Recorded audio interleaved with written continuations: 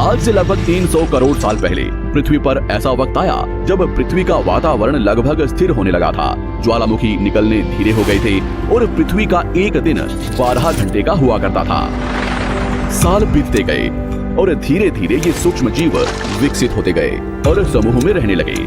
आज से लगभग 250 करोड़ साल पहले पहली बार पृथ्वी पर ऐसे जीवों का निर्माण हुआ जो जीने के लिए ये पानी के अंदर के मिनरल्स यानी खनिज पदार्थ और धूप का इस्तेमाल करते थे और मल त्याग के रूप में ऑक्सीजन बाहर निकालते थे।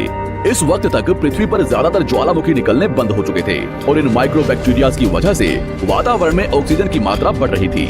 वातावरण में ऑक्सीजन बढ़ने की वजह से पृथ्वी का वायुमंडल बनना शुरू हुआ और आने वाले हजारों सालों तक वातावरण में ऑक्सीजन की मात्रा बढ़ती रही, जिसकी वजह से पृथ्वी के ज्यादातर हिस्सों में ये सूक्ष्म जीव फैल गए।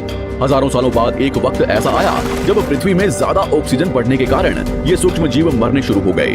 उस वक्त तक पृथ्वी का वातावरण ठंडा होने के साथ साथ ऑक्सीजन से भी भर चुका था, जिसके कारण जमीन और वातावरण में स्थित आयरन यानी लोहे के मिनरल्स पानी में स्थित ऑक्सीजन से रिएक्ट होने लगे और एक वक्त ऐसा आया जब पृथ्वी की जमीन आज के मार्स के जैसे लाल हो चुकी थी। वक्त बीतने के साथ साथ धरती की टेक्टोनिक प्लेट्स में दरार होने लगी, जिसके कारण पृथ्वी के अंदर का लावा जमीन की तरह कई लाखों सालों तक खुला उबलता रहा और यही वो कारण था जिसके कारण पृथ्वी के वातावरण में कार्बन डाइऑक्साइड की मात्रा बहुत बढ़ गई और पृथ्वी पर एसिड की वर्षा शुरू हो गई। एसिड रेन की वजह से पृथ्वी का तापमान घटने लगा और तापमान इतना घटा कि पृथ्वी के ऊपर स्थित पानी बर्फ में परिवर्तित होने लगा। पृथ्वी पर पहली बार भयंकर आइस एज आया। इस वक्त पूरी पृथ्वी सफेद बर्फ से ढक चुकी थी। आमतौर पर जब धरती पर सूरज की किरणें गिरती हैं, तब जमीन उन किरणों को सोख लेती है, मगर क्योंकि पूरी पृथ्वी बर्फ से ढक चुकी थी और क्योंकि बर्फ सफेद और चमकीली होती है, जिसके कारण सूरज की किरणें धरती पर गिरने के बाद वापस चली जाती थी। इसी कारण से पृथ्वी कई लाखों सालों तक बर्फ से ढकी रही, मगर फिर से पृथ्वी के अंदर स्थित गर्मी ज्वालामुखी के रूप में निकलना शुरू हो गई और इन ज्वालामुखियों से निकलने वाली गर्मी ने बर्फ को पिघलाना शुरू कर दिया। इसी बीच पृथ्वी की गहराई में बचे कुछ सूक्ष्म जीव धीरे धीरे बदल रहे थे और अब वो ऑक्सीजन को अपने शरीर को बड़ा और जटिल बनाने के लिए इस्तेमाल करने लगे थे। इस बीच पानी में अलग से भी छोटे समुद्री पौधे निकलने शुरू हो चुके थे। बाहर जैसे जैसे ज्वालामुखी निकल रहे थे, वैसे वैसे वातावरण कार्बन डाइऑक्साइड की वजह से गर्म हो रहा था। वक्त के साथ साथ बर्फ तो पिघलने लगी, मगर धरती पर फिर से एसिड की वर्षा शुरू हो गई, जिसके कारण फिर पृथ्वी ठंडी होने लगी और फिर पृथ्वी की ज्यादातर सतह बर्फ से ढक गई। ऐसा बार बार कई हजारों सालों तक होता रहा और इसी कारण से अब समुद्री जीव धीरे धीरे वातावरण के हिसाब से विकसित हो रहे थे। इस बीच कई सारे जीव और समुद्री जंगल्स विलुप्त हो गए, मगर जो बच गए वो धीरे धीरे पृथ्वी के बदलते तापमान के हिसाब से ढलते गए और अब हजारों सालों बाद समुद्री पेड़ बर्फ की वजह से पूरी तरह से मरते या सूखते नहीं थे। अब सूक्ष्म जीव समुद्री जीव बन चुके थे। जब फिर से ज्वालामुखियों ने पृथ्वी की बर्फ को पिघलाना शुरू किया, तब ये समुद्री पेड़ जल्दी विकसित होकर फैल गए।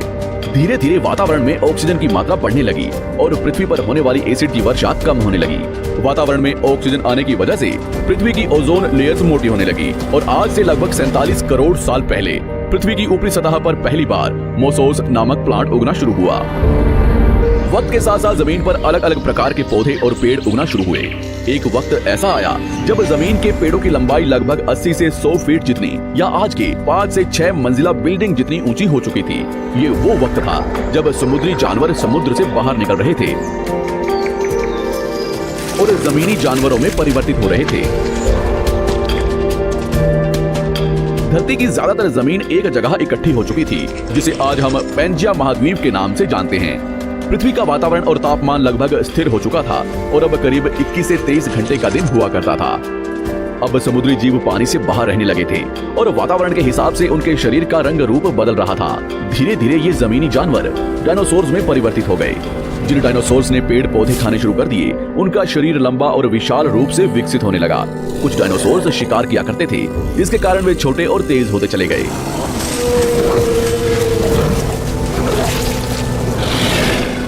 पृथ्वी की ऊपरी जमीन एक जगह इकट्ठी होने के कारण ज्यादातर जमीन रेगिस्तान और बंजर हो चुकी थी। ज्यादातर जंगल समुद्र के करीब हुआ करते थे, जिसमें डायनासोर्स रहा करते थे। आज से लगभग 20 करोड़ साल पहले पैंजिया महाद्वीप टूटना शुरू हो गया। पैंजिया के विभाजित होने की वजह से पृथ्वी की ज्यादातर ऊपरी जमीन पानी के संपर्क में आने लगी, जिसके फलस्वरूप पृथ्वी पर हरियाली बढ़ती गई, जिस वजह से डायनासोर्स और ज्यादा विभिन्न और विशाल होते चले गए। डायनासोर्स ने आने वाले लगभग 20 से 30 करोड़ सालों तक पृथ्वी पर राज किया।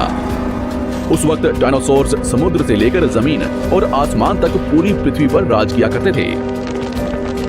इस दौरान अफ्रीका से टूटा भारत सीधे आकर आज के तिब्बत से टकराया और इस टकराव की वजह से हिमालय का निर्माण हुआ।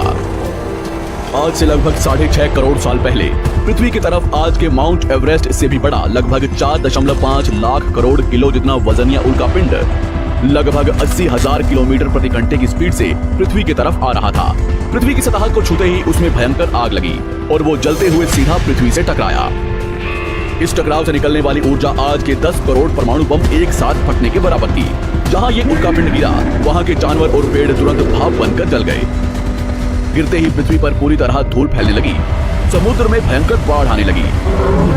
भूकंप और आग ने पृथ्वी को जलाना शुरू कर दिया। कुछ ही घंटों में पूरी पृथ्वी के वातावरण में हानिकारक गैस और धूल की वजह से पृथ्वी नर्क हो चुकी थी। डायनासोर्स, घुटन, आग और भूखमरी से पूरी तरह विलुप्त हो गए।